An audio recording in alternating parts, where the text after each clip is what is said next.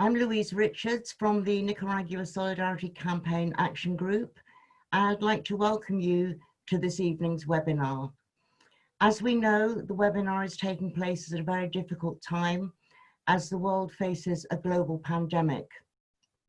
In Nicaragua, the government has been taking careful steps to protect the health and livelihoods of its people. However, at the same time, it faces another challenge from the United States.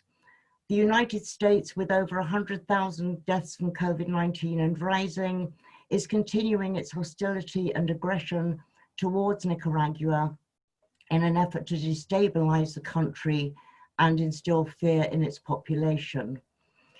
Following the failure of the attempted US-inspired coup in 2018, the United States has not ceased in its ambitions to unseat the democratically elected government of Nicaragua. It's now turned to economic warfare, imposing economic sanctions in a bid to suffocate Nicaragua's economy and to crush the revolution. Working together with Nicaragua's right-wing opposition, the United States aims to install a puppet government which will bend to its will, but it's counted against the resilience of the Nicaraguan people who continue to resist. As early as May this year, with the pandemic still raging, the United States, with support from the European Union and the British government, decided to impose yet more sanctions on Nicaragua. They say that these sanctions are directed at individuals, but in fact, they harm everybody. They harm the population, and they put at risk a whole range of social programs, social and economic programs implemented by the government for the benefit of the poorest and most vulnerable in society. I will stop now and introduce our speakers, but just to say, we do have a question and answers function, and if people want to submit questions, I will be selecting some at the end of the meeting and we'll put those to our panel of speakers. I won't be able to take all questions, but I have already had some in advance of the webinar. Turning to our speakers, I'm delighted first of all to welcome Dr. Florence Levy. Dr. Levy is from the Caribbean coast of Nicaragua and plays a key role on the National Assembly as President of the Commission for Indigenous Peoples, Afro-Descendants and Autonomy Issues. She's a medical doctor with a master's degree in public health for developing countries and has almost 30 years experience working with the Ministry of Health, international agencies and international NGOs. John Perry, he first visited Nicaragua in 1984 and has lived in Masaya since 2003. He writes about Nicaragua and Central America for the London Review of Books blog and other online periodicals. He also acts as the local representative of the Leicester Messiah Link Group, which he helped to set up. Our final speaker will be Nicky Hoskins, who lives and works in Nicaragua and has been in Nicaragua for over 30 years, the past 20 years in Leon, where he lives with his family. Following a Solidarity Brigade in 1988, he was involved in founding a cooperative and developing the selling of fair trade sesame oil. He's currently the MD of Etico, the ethical trading company, which is a member organization of the Council for the Social Economy. Without further ado now, I'd like to pass on, it gives me great pleasure to introduce to you Dr. Florence Levy. The floor is yours, Florence.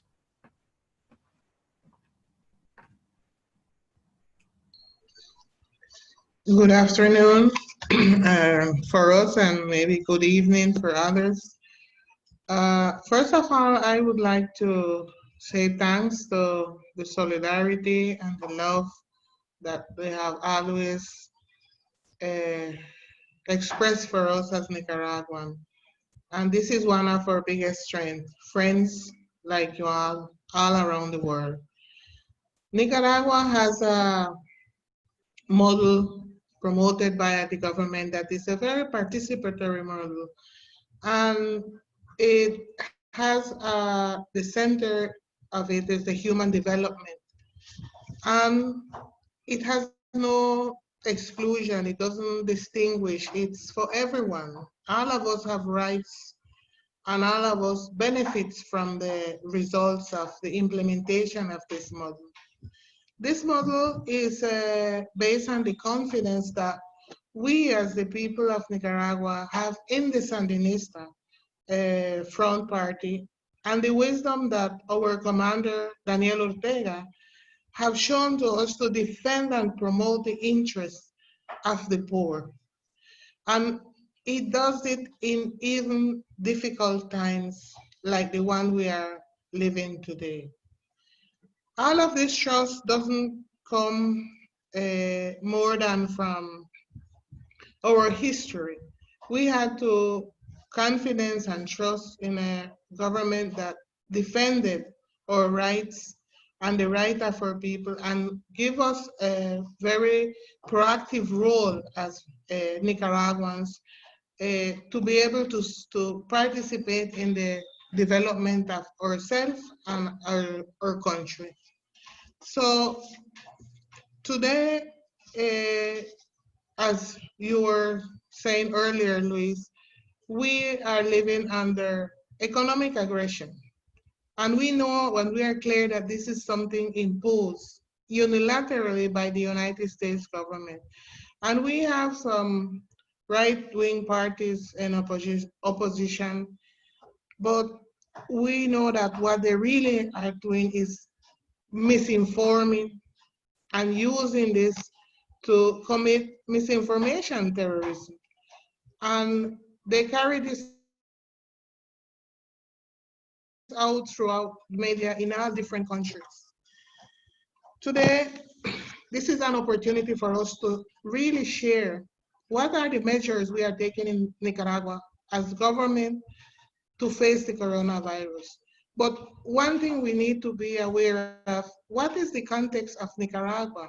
Because we could not use the same strategy or the same way of addressing this pandemic for all countries.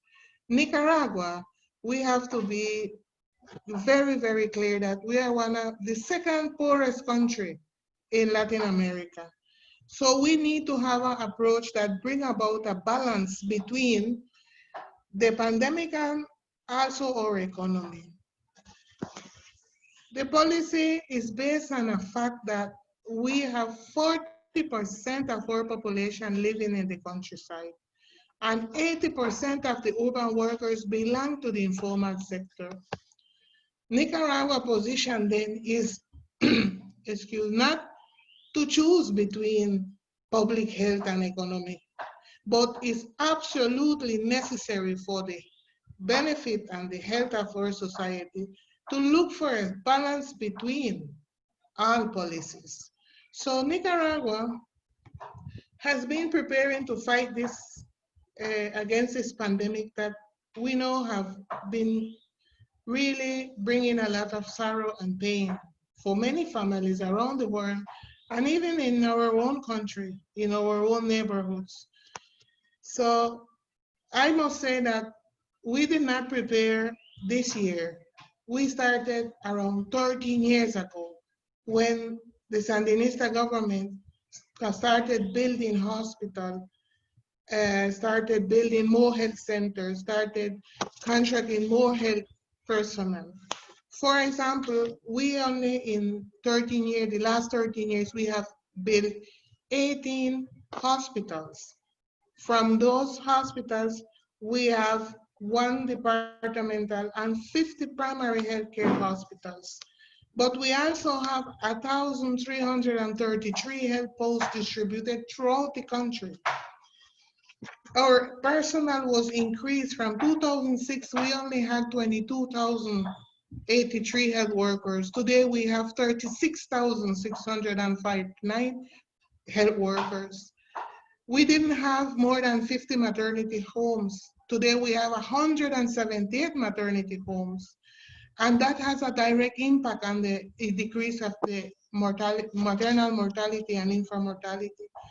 We have 66 mobile clinics that do outreach doing weekly visit to our communities, carrying information, but also medical cares. To more than 1,959,000 services have been provided through those mobile clinics. We also have a modern molecular biology laboratory capable of analyzing and test viruses for different diseases, including COVID. And in late 2018, we also installed and inaugurated a drug plant with the capacity to produce 12 million influenza vaccine per year. And now we are planning to produce with the Cuban drug interferon alpha 2B that has been successful in the treatment for COVID. So for many years, you must also know that Nicaragua is a very vulnerable country. So we have always lived in a permanent situation of alert for epidemiological outbreaks, for any other threats that may include also climatic, tectonic. So we are always exercising and making sure that we have the health system in condition to respond to these emergencies. So we also have 82 clinical laboratories and 14 epidemiological laboratories of them. One of them is the National Center of Diagnosis and Reference that we use to carry out tests and studies to attend and prevent epidemic, not only for COVID, but for influenza, dengue, malaria, that are also epidemics that we live in the country, especially on the Caribbean coast. So we also make sure we are always implementing our vaccination campaigns, making sure we have very high coverage for vaccination. Our last campaign was in April 20 to May 8.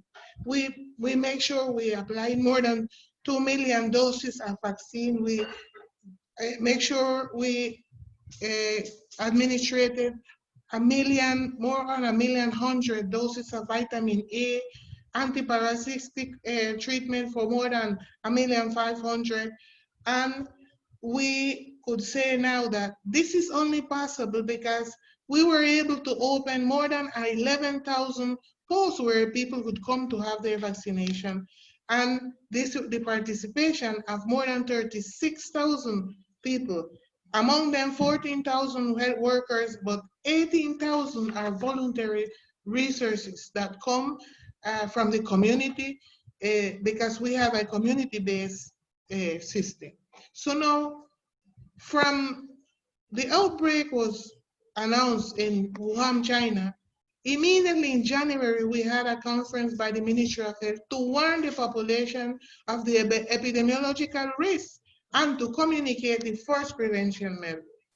Then after the declaration of the World Organization of COVID as a public health emergency of international importance, Nicaragua, by the 30th of January, immediately established an interinstitutional commission to ensure a comprehensive approach to this pandemic. By February 9, we already had released a protocol for the preparation and response to the risk for coronavirus in Nicaragua. And the protocol, although it contemplates the care that we were to prepare 19 healthcare centers, and one of them, the German hospital in Managua, is devoted completely only for respiratory disease. These centers has the capacity of 11,732 general hospital beds and 562 intensive care beds. We have 449 ventilators, 954 vital sign monitors, and there is also a national reference laboratory, which was level 3 for WHO biosafety recognition. So we also make sure we have in place, and this even before, an early detection ring at the country border crossing at airports or either by land. And we promoted between January and May more than a campaign of vaccination to apply against pneumonia and seasonal influenza, and we had more than 1.2 million applications. But alongside, we also have to know that it's so important to know the condition of the nutrition of our children and our elders. So we carried out a nutrition census, and we know about more than 1,386,000 boys and girl conditions that are now being accompanied by their family and reinforcing with micronutrients, but also with the means offered at schools that reinforce as school snacks.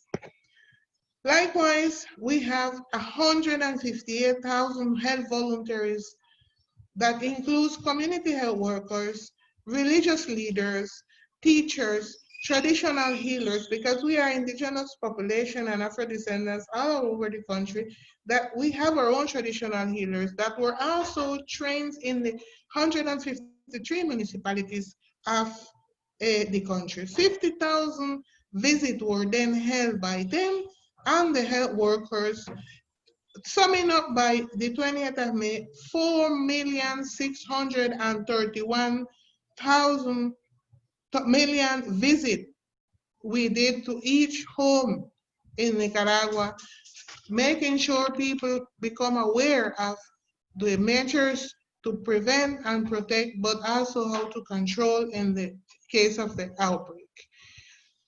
Also, we had opportunity to see the training of 9,000 different government institution workers that especially has to do with the 13 entry points in the country and more than 1,591 that works for the airline and land transport companies. 15,367 health personnel from the public sector and 1,600 from the private sector were also trained in the use of the protocol that was established in February. And we had the support of the Henry Reeve Cuban Medical Brigade that came to visit, share their experience and their knowledge regarding coronavirus pandemic, and also help us to assess and do a diagnosis of the situation of the primary healthcare system of our country health model. So we must say that Nicaragua also is part of the integration of Central America system, the SICA. So within this, Nicaragua has been also participating with a plan for Central America united against coronavirus. And all the activities that are done is in line with WHO, PAHO recommendations for here, that they do here in Nicaragua. So we could also state that by March 12th, our president and other presidents of Central America participated in a virtual conference to coordinate actions and face the pandemic, because we have borders, sister and brother countries. So the Nicaragua government held 2 meetings with Honduras and with Nicaragua. A national information center were also installed with the population to establish contact, a toll-free telephone line with 150 operators, 24 hours a day, 7 days in the week. And now for the first month of operation, we had 110,000 calls that were to give people information about the whatever issues they had around the respiratory illness, but also about COVID. In addition, we are seeing how the government is running a disinfection program in the 10,000 public transport buses and 23,000 selective mean transport that are the taxis. Daily, this is done, and 10,000 schools are done weekly, 130 markets, especially the bigger markets, will do 3 times a week, and in the rest of the country, the smaller markets are disinfected twice in the week. We also had an opportunity to see the coordination done with the National Council of University, the Ministry of Health, the Ministry of Education, to prepare the school centers and do talks to teach the workers, teachers, but also to students, and prepare the installation with disinfection trays and sink. Alcohol health dispenser were also installed in the entrance of our centers. So if we look at what is in place today, we could say that more than 42,000 travelers were entered this country, was followed by the health personnel, and they remained in responsible and careful shelter for 21 days. 3 cycles of home visit have been done. I talk about the 4 million, but we continue doing these visits, not only to look at the ones that are in home care, but also to continue providing information of our other epidemics, because we also have a malaria epidemic in the Caribbean coast. Um, the cycle of the home visit, we know, is very important because it also brings confidence to our people. So at present, by the 26th of May, we had 759 cases of persons with COVID-19 confirmed, and 354 cases still active, 370 recovered, and 35 that have unfortunately died.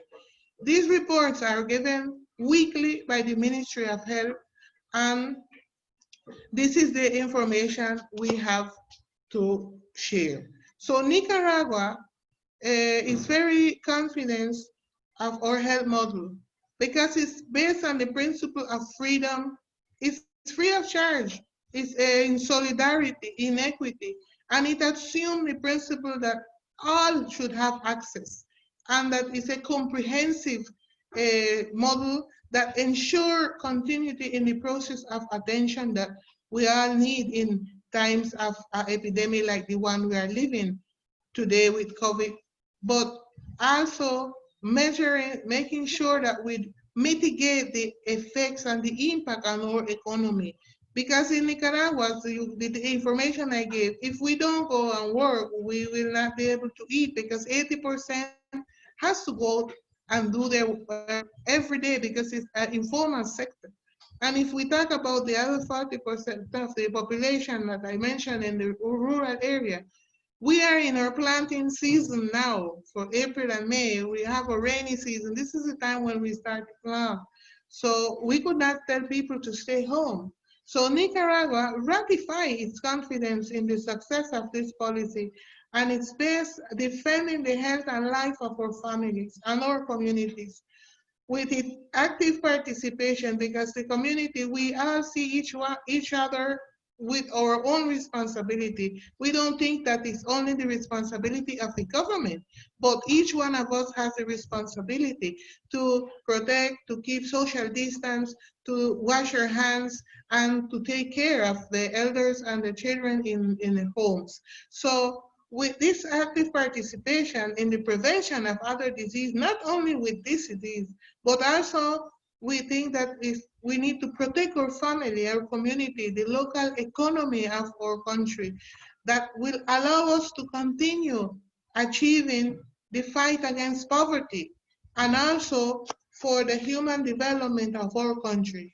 Even in adverse times of economic crisis and climate change, even in the time of COVID, we think we have the right to be left to decide what is best for us. So we do not agree with the United States with its unilateral impositions of sanctions that is only going to be affecting the poor. This is time of solidarity. This is time of unity. This is time of sharing. So we are Nicaraguans. We extend all our solidarity to our neighbor countries and to all the countries. So we expect and we hope the same from the rest.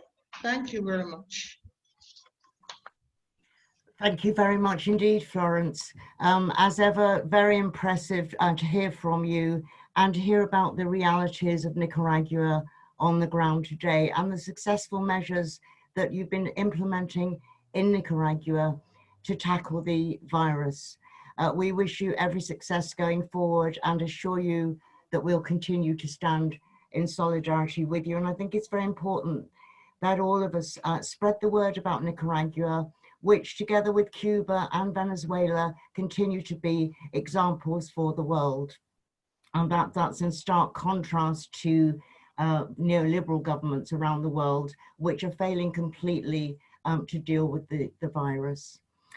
I'm now going to move on to our next speaker, John Perry, just to say that one of the main weapons in the armory of the United States and its right-wing allies have been the media, a hostile media, which for months, if not years, has acted as a mouthpiece for Nicaragua's right-wing opposition. John is going to talk to us about the role of the media and how it uses disinformation and fake news to create instability and fear. John, the floor is yours. Thank you very much, Louise. I'm going to switch to some slides, which I hope I can put onto the screen now. I'm going to talk about the way that the media have portrayed Nicaragua. I'm going to talk particularly about the international media, although I'll refer as well to the local media. And it's something that I've been concerned about ever since April 2018, when the failed coup attempt began. And I've been writing about it and keeping a close eye on what, particularly the UK media, The Guardian and the BBC, and also the US media, New York Times and the Washington Post, have been saying about Nicaragua. And as you'll see, there's been a pattern that's developed, that's began in April 2018 and unfortunately continues today. So I'm going to talk about some of the key figures in the 2018 coup d'etat attempt and how they're presented in the media. I'm going to talk about what Nicaragua is like now and how it's portrayed in the media, and then say something building really on what Florence said about the coronavirus crisis and how the international media have treated Nicaragua's response to it. So let's have a look at what really happened briefly in the protests and coup attempt of April to July 2018. You'll find on the left there some examples of things that happened. I thought I'd pick out 4 of them in the photographs. It's not that they're particularly horrendous incidents. In some ways, there were more horrendous incidents that occurred. But 2 of them in particular, I'll come back to during the course of the presentation. But as you can see, there were horrible things like Sandinista supporters being kidnapped, in the case of the first photographs, stripped in the street, tortured, tied to a lamppost and painted blue and white by opposition supporters. Many public buildings were burned down. The most notable perhaps was the Granada Town Hall, which is a tourist site in Granada. Potentially the worst incident of all, which thankfully wasn't, but only at the last moment, was the burning of the Sandinista supporting Radio Ya building in Managua, where 22 people managed to escape almost at the last moment. And in general, many Sandinista supporters and policemen being killed, in some cases killed, their bodies left in the street, and in this case, in the photograph, burned. Those are just a few of the examples of what happened. And what I wanted to do was to link some of those examples to the way that prominent people in the opposition campaign of April to July and since then have been treated internationally, both by the US government and in the international press. So the Granada Town Hall burning was reported on by a reporter called Lucia Pineda from 100% Noticias, 100% News. She would manage to be there quite coincidentally at the start of the fire, even though her office is 50 kilometers from Granada. And initially, she told the truth, which was that the opposition were burning the building down. She quickly realized that she'd not meant to do that and changed her story to say that it was Sandinista supporters, young Sandinistas, who were burning down the Granada Town Hall. And this was typical of the events that were taking place at the time, that the right-wing press, which has very strong currency in Nicaragua, was constantly portraying Sandinistas as doing the damage that in fact the opposition were causing themselves. In the case of her boss, Miguel Mora, who is head of 100% Noticias, he claimed on May the 28th that their headquarters building in Managua was under attack from Sandinista supporters, which was completely fake news. And he called on his own supporters to go to the nearby Radio Ya and attack it. And a number did. They set fire to the building. They surrounded the building and had people with weapons who prevented the journalists and staff from getting out. And as I said, there was nearly a major tragedy. So we find these two reporters from 100% Noticias then lauded in the US. Here they are with US Vice President Mike Pence last year. They also met Secretary of State Mike Pompeo. And then they went on to win the International Press Freedom Award in 2019, awarded by the International Committee to Protect Journalists. The CPJ ignored the fact that 100% Noticias gets funding from the notorious US government-funded agency, the National Endowment for Democracy, which gives funds to groups that want to promote so-called democracy in places like Nicaragua, Venezuela, Cuba, and many other countries. And we have here Miguel Mora quoted as saying, "Journalism for me is an unalienable right."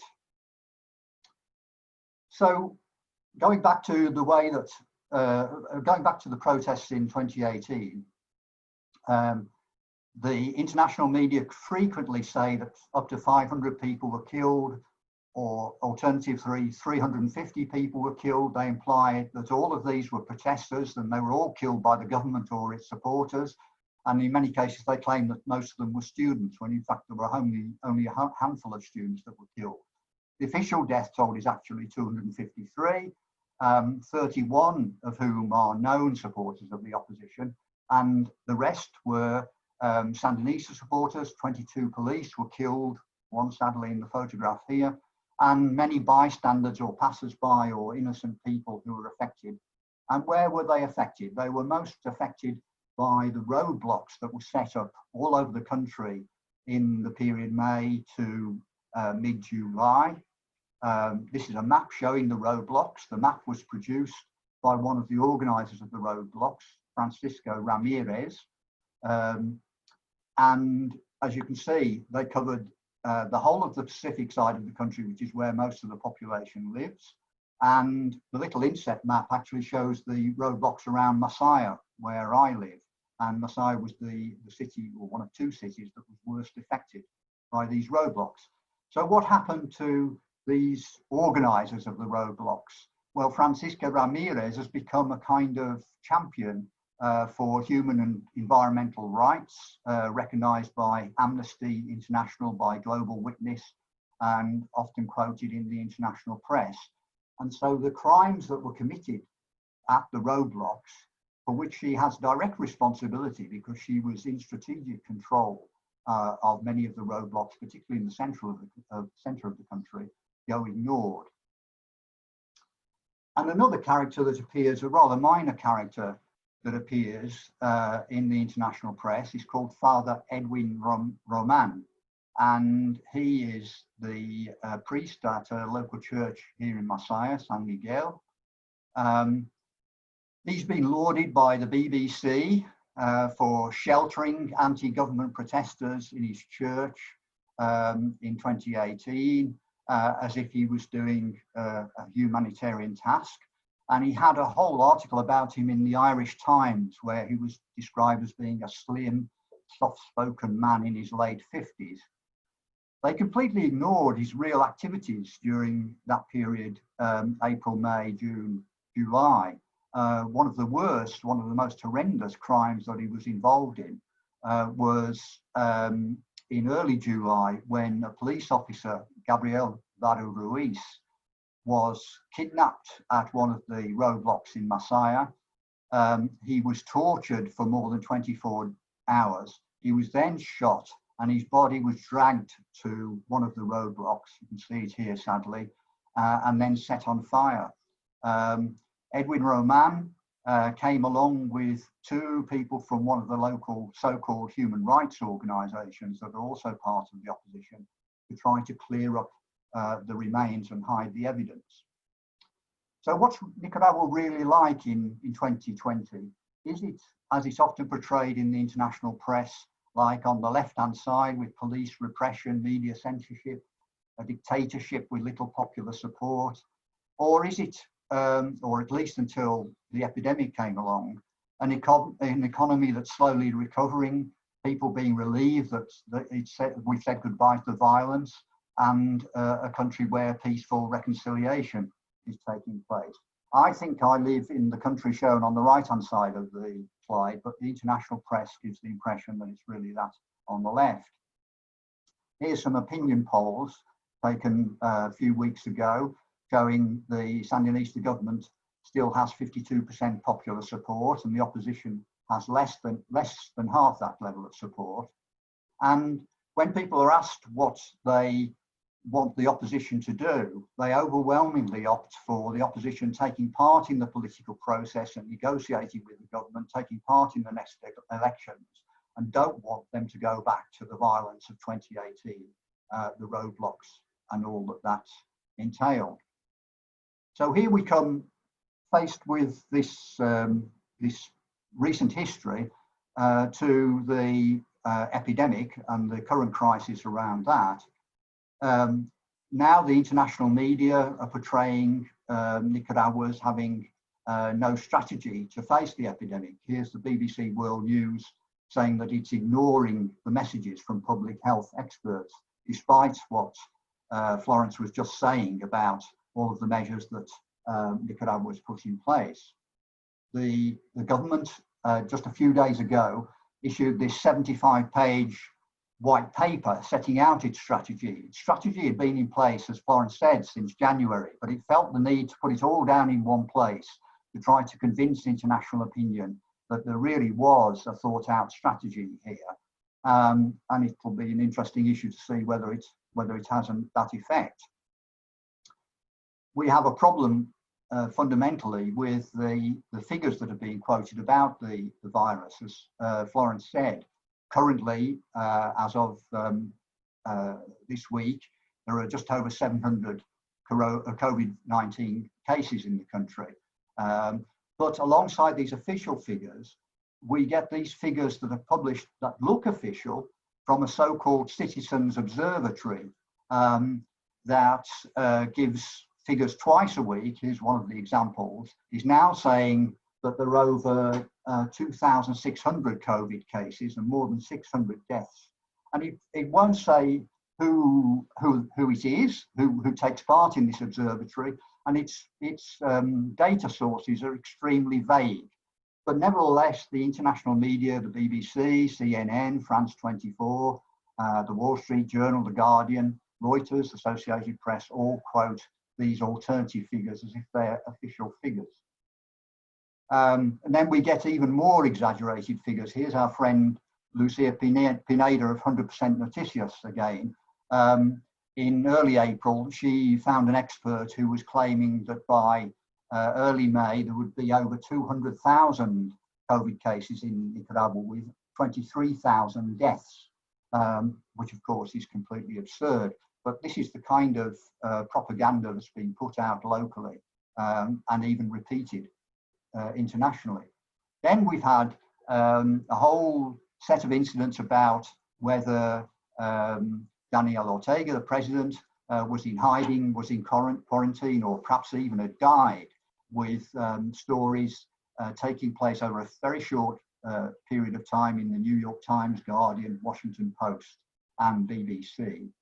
And the Guardian then began to compare Daniel Ortega with President Bolsonaro in Brazil, who of course is of a completely different political complexion to Daniel Ortega.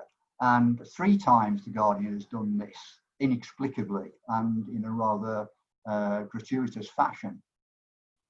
The Washington Post, I suppose, capped it all by its lengthy story on April the 13th, saying that Daniel Ortega had vanished. The government had got a laissez-faire approach to the crisis, And its print edition even claimed at that stage that 9 people had died from COVID, when in fact at that point there was only 1 death. None of the international papers or media are paying attention to Honduras, where they have had a lockdown and where it's been rigidly enforced by the police. People have been shot, in some cases killed. Protests have been repressed. The health service staff have been protesting in the streets about lack of supplies. There are over 4,000 COVID cases. There have been plentiful international aid, especially from the US, because they're not affected by US sanctions, but much of that is getting diverted into people's pockets. And 83 journalists have been killed in Honduras, 35 exiled, just in these past 3 years. Is there any reliable reporting about Nicaragua? I put down here some of the sources that you might like to go to for reliable reports. I particularly like to pick out Dick and Miriam Emanuelson's reports, which you can find on the internet, who they have investigated in detail some of the incidents in 2018 and show the kind of investigative reporting that sadly in the main international media has been sadly lacking. So we have finally this situation where a consensus narrative has been developed in the international media that treats the local right-wing propaganda as if it were normal press reports, pretends that opposition violence in 2018 and since then hasn't taken place, accepts the opposition claims about the COVID epidemic, treats the government here with contempt, ignores its record on health, poverty and crime, pays no attention to the effects of US sanctions, and forgets the argument that poor countries can't afford the same responses to the epidemic as rich countries can. Thank you. Thanks very much, John. And we can see that we're fighting an uphill battle all the time against this international propaganda campaign on behalf of the United States and the right wing. What I should have said is that for years, really, the United States has been pouring millions of dollars into Nicaragua's right-wing opposition groups. And it's these groups who are spreading a lot of this misinformation online via social media, but also it's misinformation that's now being copied and pasted almost by corporate media, including media in the UK, such as The Guardian. So we certainly have an uphill battle trying to counter that misinformation and informing people what the realities are on the ground. I think if people would like to see more about this, they can go to the Nicaragua Solidarity Campaign Action Group website, www.nscag.org. And we do try to put information about what's actually going on the ground in Nicaragua. Without further ado, I want to move now to our final speaker, Nicky Hoskins. The social economy has been playing a very important role in Nicaragua's implementation of measures against the virus. They're central really to the community model which Nicaragua is known for. Without further ado, I'd like to pass over to Nicky. Thank you. Hi, well, welcome everybody. This is quite an amazing event, a webinar, and there are 3 of us participating from Nicaragua. Florence, I'm not sure where she is, in some lovely part of Nicaragua, John down there in Messiah, and I'm here in Leon. And it just makes me remember when I first came to Nicaragua in 1988, and then in the very early 90s, I was trying to sell our first sesame oil to the body shop and community trade and things, and I'd have to go into the village. There was one phone line for the whole village, and you'd have to dial and dial and dial to, you know, to get out, and then you'd get a line and you'd get through, and here we are, you know, all connected. It's quite amazing on this webinar in the middle of this terrible pandemic of COVID. I only want to take a tiny issue with Florence, because she referred to Nicaragua as a poor country. Of course, economically it is poor, but one of the great things about Nicaragua is its richness, its basically an agricultural economy. People have access to the land. People eat mainly what's grown here in Nicaragua, and the people, in a large extent, there's 80% of the people are part of the social economy, which I suppose we could understand as being self-employed in small micro businesses, which I want to talk about. But I do want to say, Nicaragua is an incredibly, even on this webinar, Nicaragua gets misrepresented. Nicaragua is an incredibly peaceful country. I live in Leon, out on the outskirts, no worries. We go out with my 5-year-old daughter wherever we like in Leon, walk around. That is not the case in the rest of the world, let alone in other countries in Central America. So I really think, Nicaragua is an incredibly peaceful country. The people are welcoming, people are helpful. And that's, that's a little bit, when I first came to Nicaragua, I remember thinking, why does the US, and to a lesser degree our own government, support this aggression against Nicaragua, this small country, completely insignificant in Central America, and why all this obsession of the illegal war by the Contra, financing all these aggression against Nicaragua. But very soon I worked out that it is the danger of the good example.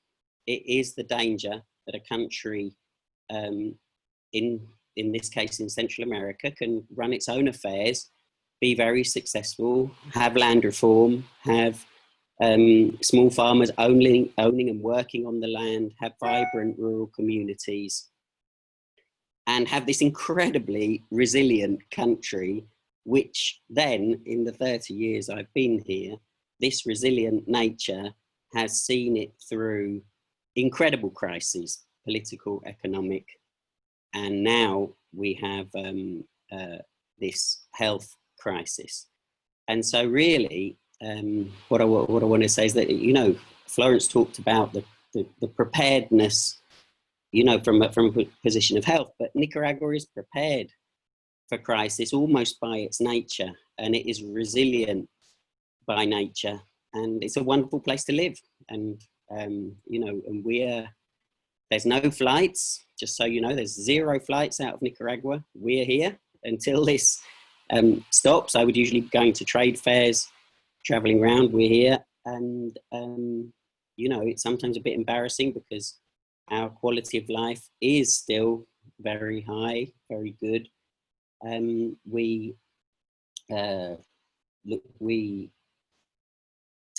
an incredible level of precautions that everybody's taking, but it is on a personal level. As people have said, the keeping social distancing, washing of hands, not having numerous meetings, sitting a long way from each other at the tables. But there are no restrictions, and it's a very interesting mix, but a mix which has to be defended because 80% of the population are in the social economy and are self-employed. Just so you've got an idea, the transport in Nicaragua, how is it organized? It's mainly, the formal transport is cooperatives of family-owned units. So each taxi or each bus or each collective transport would be owned by a family. They would be part of a cooperative, and they look after their vehicle, and they have their ways of organizing who runs around first and who goes next, and they're given a route to run. So number 118 is run by one cooperative. The route from Leon to Managua is run by a different cooperative in collective transport. They're also in moving freight around. So there are cooperatives of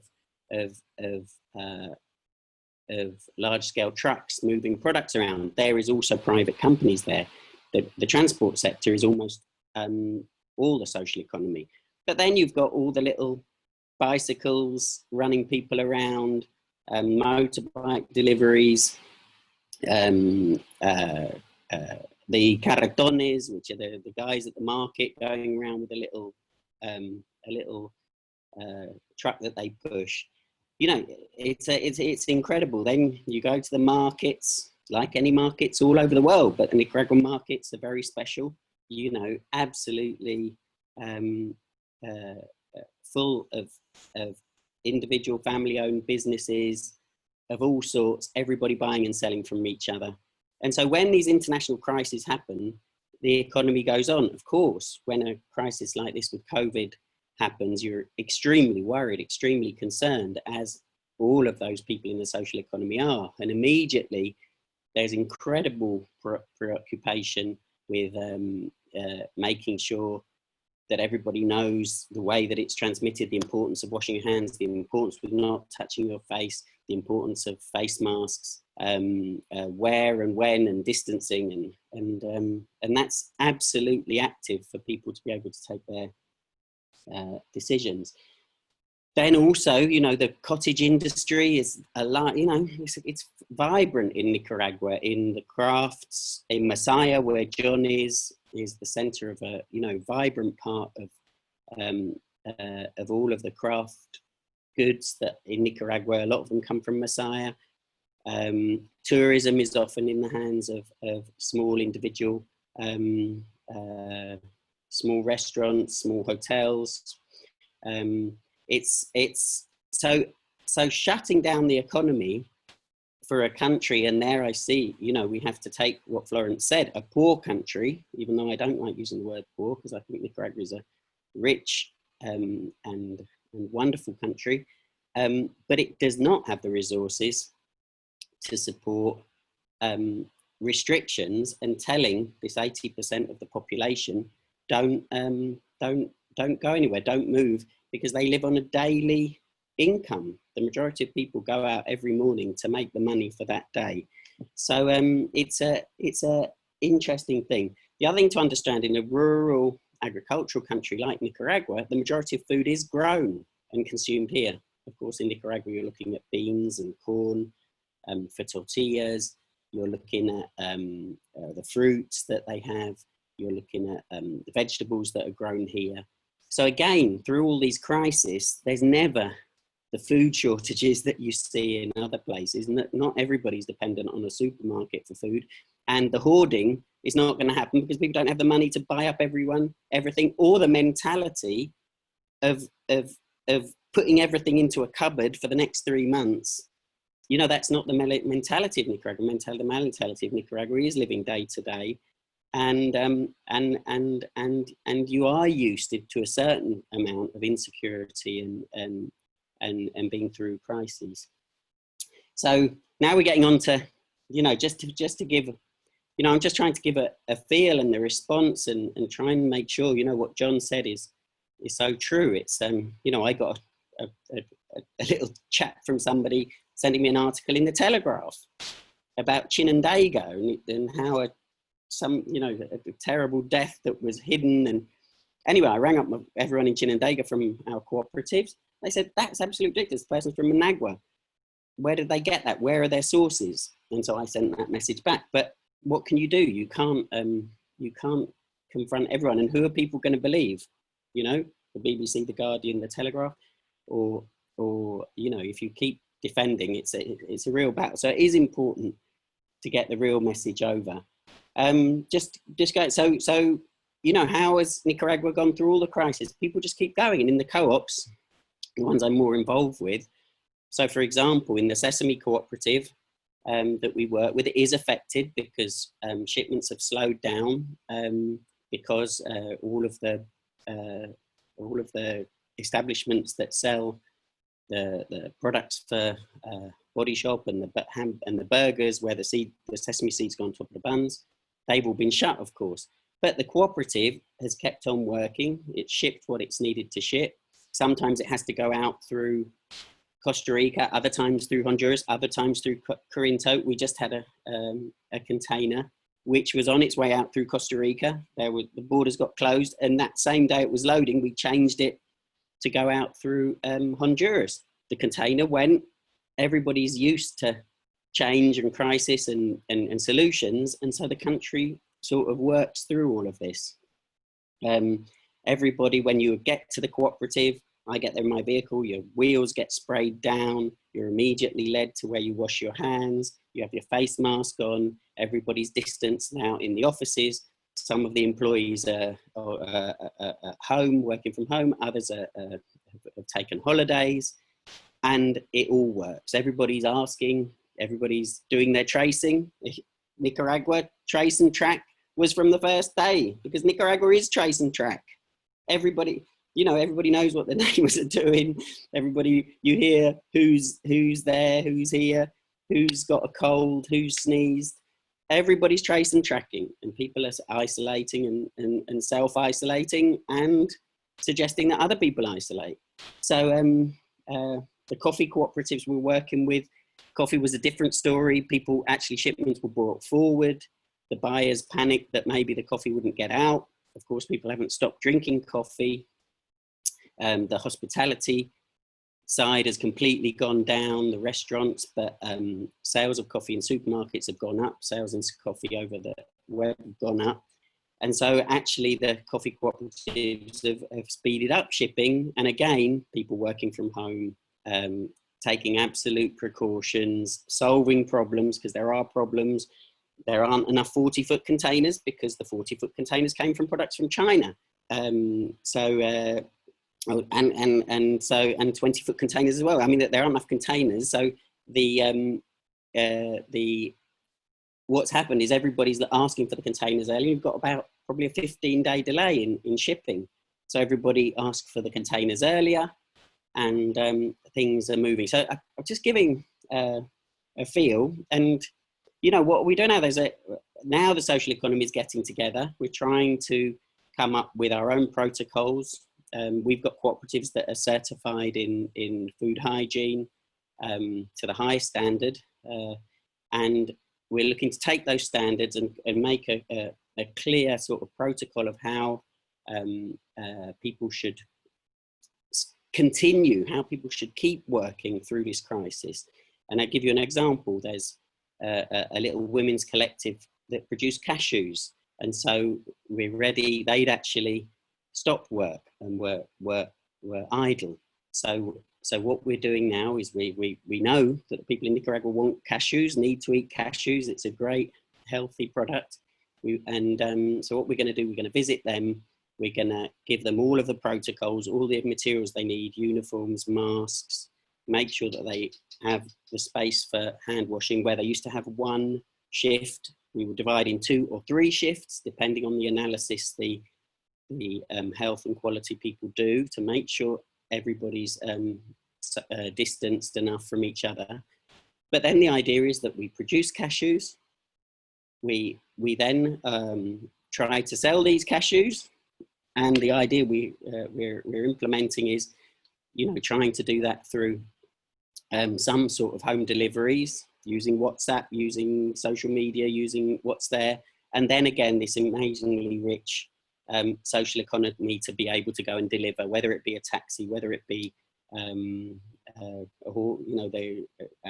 whether it be a bicycle delivery or whatever it is. And those people, of course, would arrive, do a full cleanse before they take the products.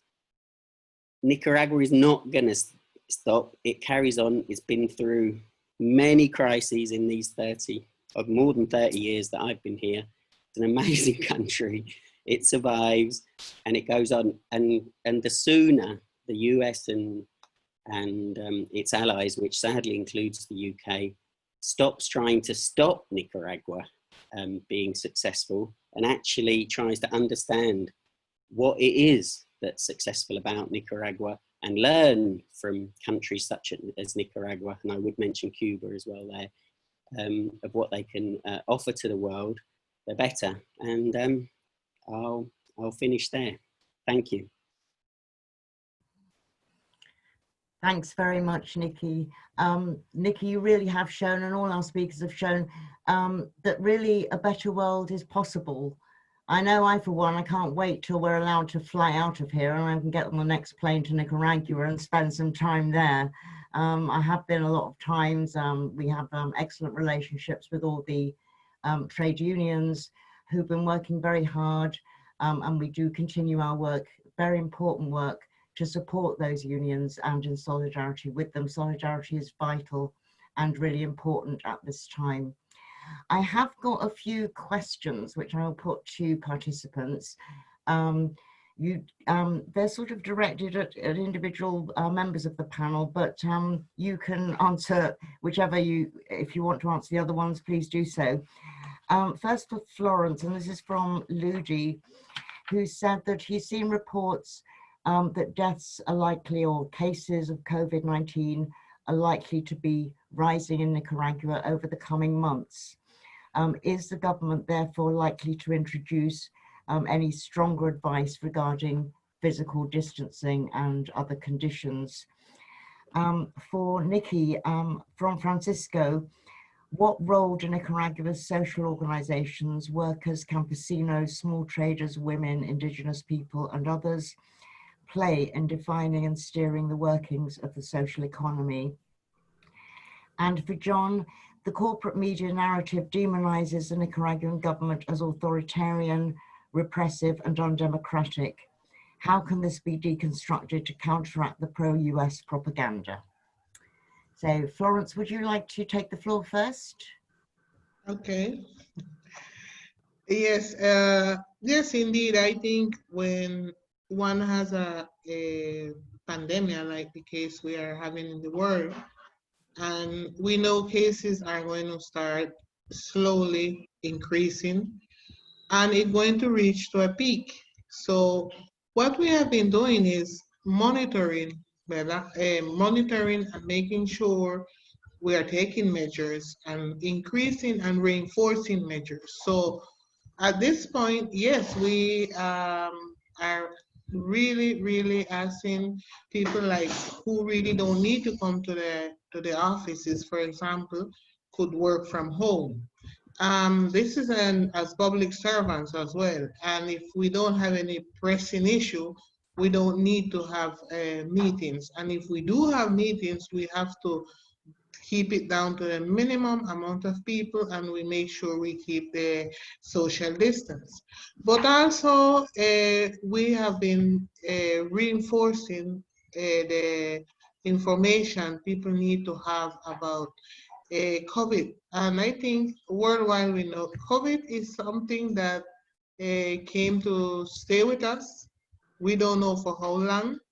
We're going to have to learn to live with it. And as was saying before, that we are a very resilient country. So we're going to go learning that it's very important for us to carry out the measures that have been set out in the protocols. So we are using the radio, the television, and in the case of even the universities have been supporting a lot to work along with the translation of these recommendations, because in the country, we don't only speak Spanish, we also speak English, we speak Miskito, we speak Mayagna, because we have Rama, we have Garifuna. So we make sure we get all this information, and we are making sure also that we go to the radios, we go to the television and inform the situation. So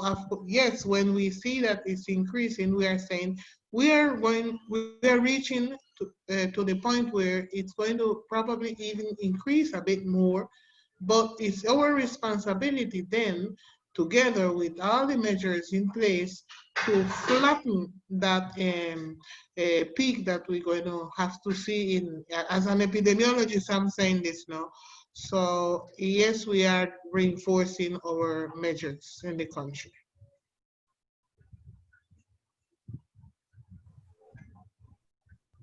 Thank you.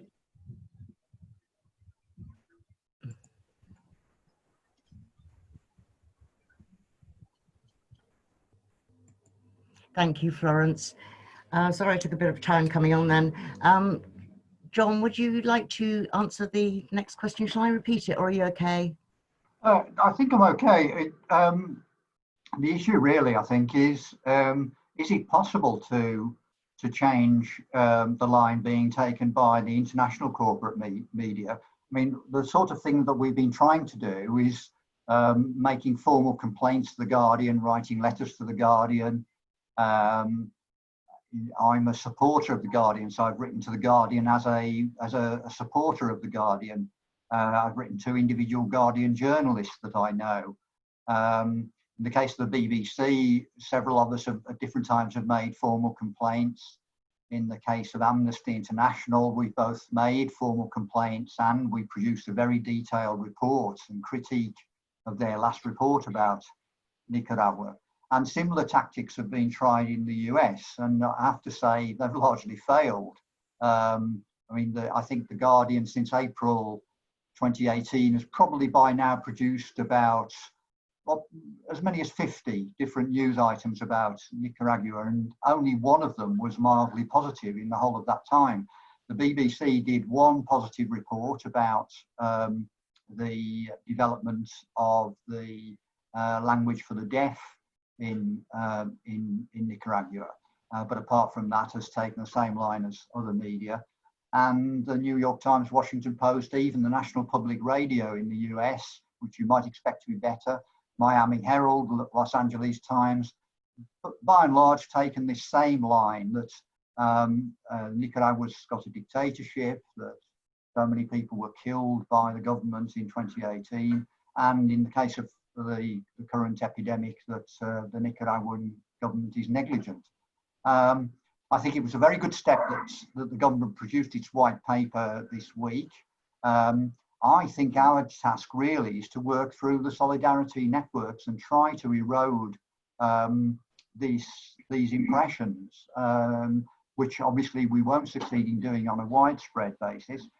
I ought to say we had one mild success, and that is in Ireland with the Irish Times, where we referred some of their articles to the Irish Press Ombudsman. And although he didn't decide in our favour, he didn't decide in the favour of the Irish Times either. He said there wasn't enough evidence to say who was telling the truth. And I think the Irish Times took that as a signal that they perhaps hadn't done enough investigation as they should have done. And since then have by and large ignored Nicaragua, which is probably better. And to be fair, in Ireland, there has been very good grassroots work done to try to change impressions there. So I think we just have to work at the grassroots. We're not going to be very successful with these international corporate media. Okay, thanks very much, John. Nicky, would you like to respond to Francisco's question? Yeah, of course. Have I got my mute off? Yeah, I have. Well, he says, how does the social economy, the social economy makes, it is by nature the social economy. It's there,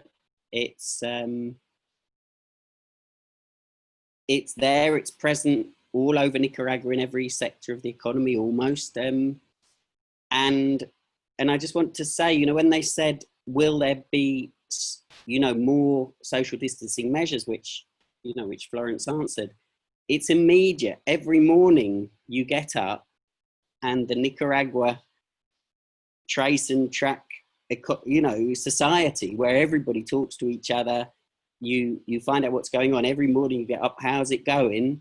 And the level of social distancing and care and where you go and what you can do is, incremental with the progress of the COVID virus. So, so now measures are, people are much more careful now than they were 3 weeks ago, much more.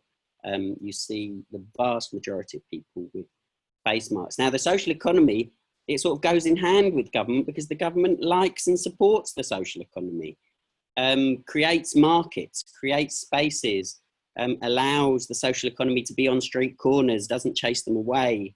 The social economy feels empowered to do what it does in Nicaragua. It doesn't feel chased, it doesn't feel harassed.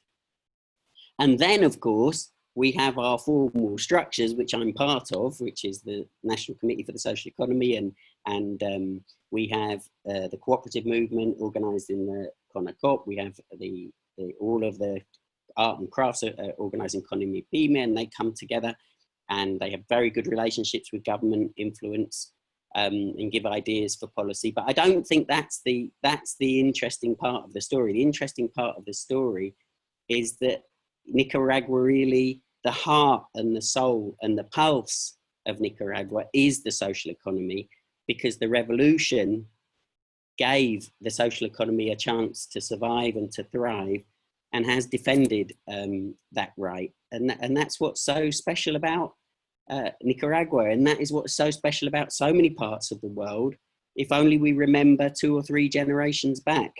And I think, you know, are we going to change the way things are reported on Nicaragua?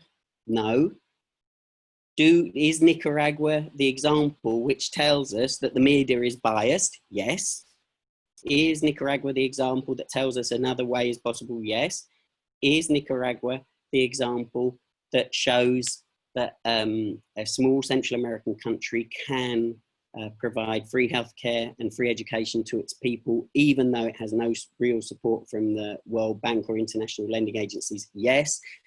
I could go on and on and on. And can we do the best fair trade coffee, which is absolutely delicious? Yes. Organic, sesame bars, get your Body Shop products that come from us from Nicaragua. The honey that we're selling now, absolutely delicious, pure. The honey from Nicaragua is multi-floor. It's polyfloor by nature. Other countries have to try and achieve it, but Nicaragua has it because it has all these different trees and flowers around, because it doesn't have enormous monocrop agriculture and everything. So, you know, Nicaragua's a great example. Can we continue to be resilient and survive? I very, very much hope so. And all the solidarity and support that countries like Nicaragua can get is very, very welcome. But at the end of the day, the social economy and processes like Nicaragua have to be resilient in themselves. And the great thing about Nicaragua is that the Nicaraguan social economy and the revolution is incredibly resilient. And we've got this far, and we'll keep on going. Thank you, Nicky. I've just had another question come through. It's not really a question, it's a comment from one of our participants who said, can I please move to Nicaragua? She says that hearing what she's heard today makes her even more embarrassed to hear about the antics of the UK government. So yes, I think I'll come with you. I think what you were saying, Nicky, about the social economy and the fact that it's supported by the government, it's also very true of the trade unions. We're in regular contact with the trade unions, and particularly they talk about how since 2007, since General Ortega and the FSLN returned to power following their success in elections, that their rights have been restored. They've got free health, free education, but they play a central and participative role in the affairs of government, and the unions are really listened to and relied upon. And that's in sharp contrast. I know from 1990, there was 17 years of neoliberal government. And I know that the unions were in a dreadful state during that time. Their rights were stripped away. Everything was privatized. Families had to choose whether they could eat or send their kids to school. All that has changed, I know, since 2007, with the radical transformation and the introduction of pro-poor policies by the Sandinista government, and long may that continue. We have a little bit of time. Would each of the speakers like to spend 2 or 3 minutes just to make a closing statement, and then I will bring the webinar to a close? Okay, Florence, would you like to go first? Thank you. You're on mute at the moment. Okay, maybe something I wanted to share is it's the humanitarian way also that we are tending to this pandemic. why I'm saying this is we're always trying to look at numbers. How many cases? How many did, you know? But we're talking about Nicaraguans, brothers, sisters, friends, and it's very difficult. It's very difficult. It's very painful. And what I like from the government is that when anyone dies, you know, you get a accompaniment. But also we are sharing the recovery of the people that are been taken care in the hospitals and are able to go back home. It's a celebration for us. Each person that is recovered. And I think we must not just be worried about, you know, the deaths, because if we go to the statistics, really, figures are there, and people may use it or misuse it.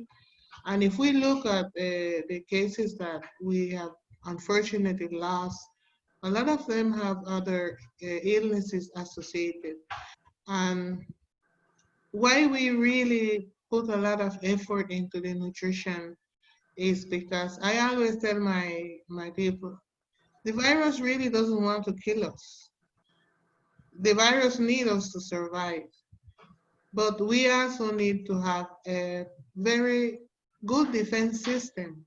So we need to eat good, we need to rest enough, we need to exercise, and then we're going to learn to live together. So we know that the vast majority in Nicaragua probably is infected already, have no symptoms. So we know we have to be aware of this, and we have to be very happy for the people that goes into the like more severe conditions and are able to recover and be very, very with sympathy and love and solidarity with those that lose a family member. Thank you.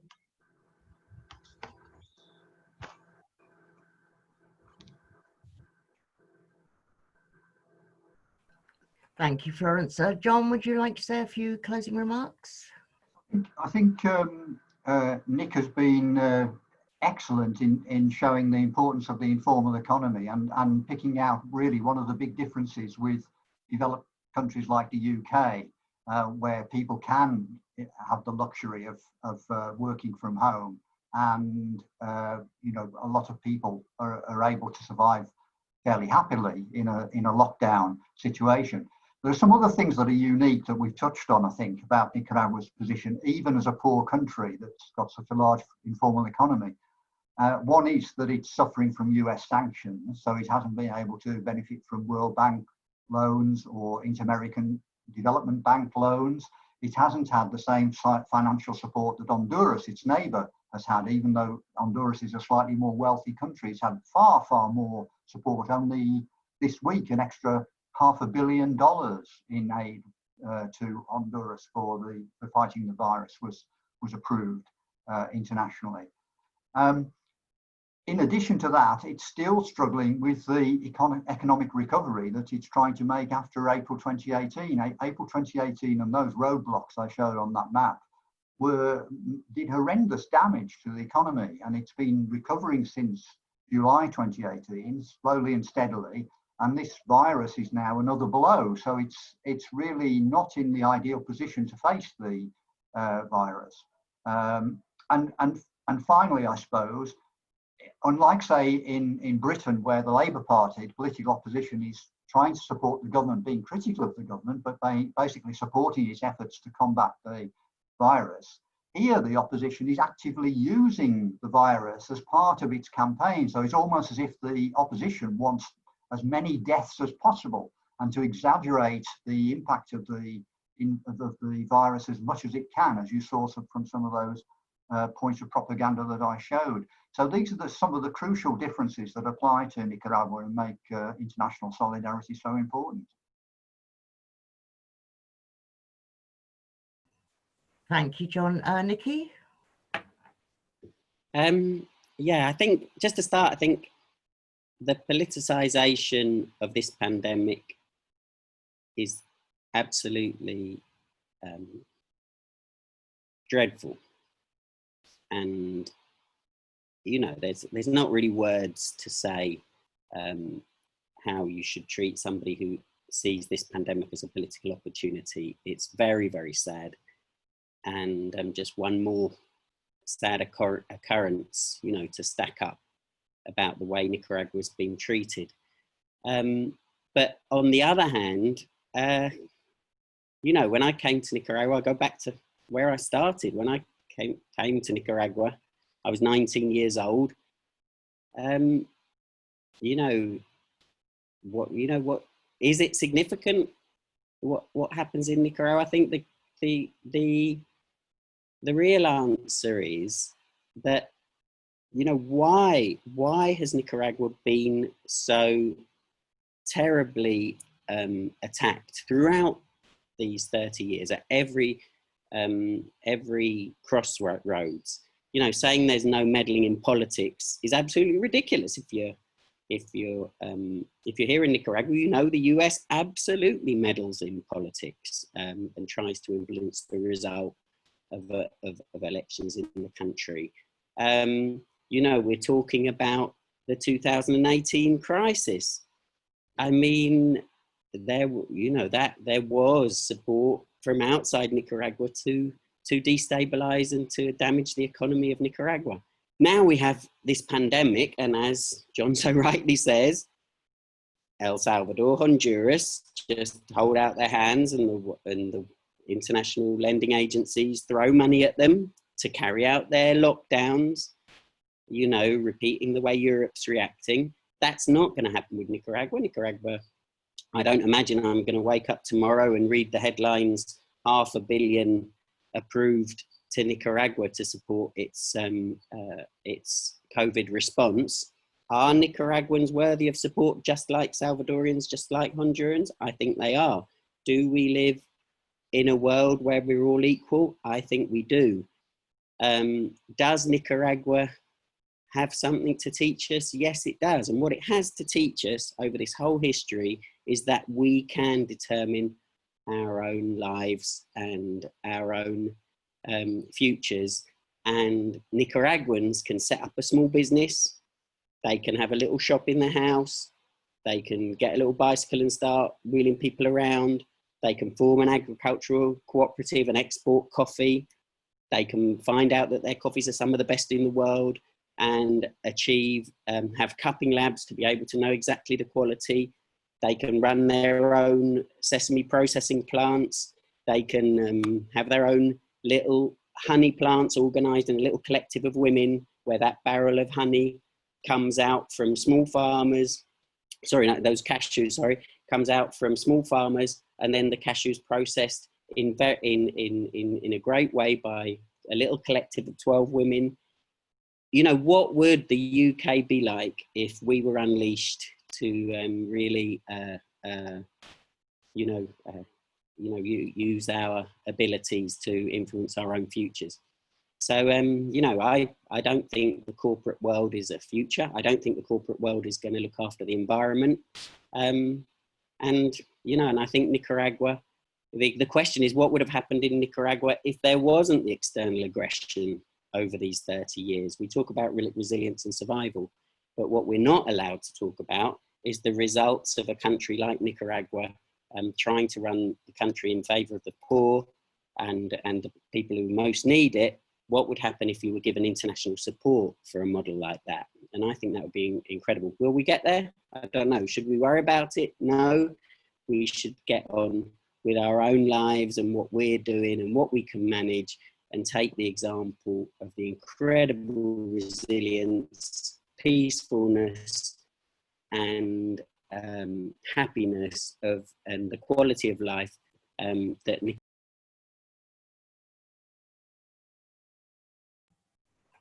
Okay, thanks very much, Nicky, and all of the speakers. Thanks to all of our speakers for their presentations this evening.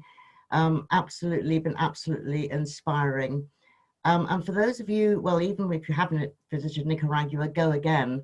But for those of you who've never been to Nicaragua, when we're again allowed to travel, really, you need to go and see for yourself. It's a wonderful country, the land of lakes and volcanoes, fantastic environment, but a happy people, really happy people, very, very warm and very welcoming. As soon as you're able to go, get onto a travel agent somewhere or try and get a flight and go there. It's well worth it. It's a wonderful, wonderful place. Well, I'm sure to live, but even if you are not sort of fortunate enough to live there, to spend a few weeks there would be fantastic. I'm just going to close up by saying a few words about the Nicaragua Solidarity Campaign Action Group. We're going to be continuing to campaign over the coming months against the cruel sanctions imposed by the United States. We're also going to be continuing to counter the propaganda coming out from the corporate media and the right-wing opposition in Nicaragua. We need to be defending Nicaragua's sovereignty, its right to self-determination, and its right to live in peace. We'll be doing all of those things. And we need to spread the word, as our speakers have done tonight, about the realities of Nicaragua, what's really going on the ground. We're putting out information on our website all the time, www.nscag.org. We've just produced a detailed briefing about sanctions, which is also on the website. People could also get in touch with me via the website if they want to email me. The other thing to say is that we have many national trade unions. All of the bigger trade unions are affiliated to us, and about 150 regions and branches. But we really do need the support and solidarity of trade unions. So if any of you are from trade unions and are not affiliated to us, please go onto our website. You can join us. Individuals can also join NSCAG if they wish. It remains for me really to close the webinar, to thank all of the participants for being with us this evening. I look forward to speaking more with our participants over the months to come.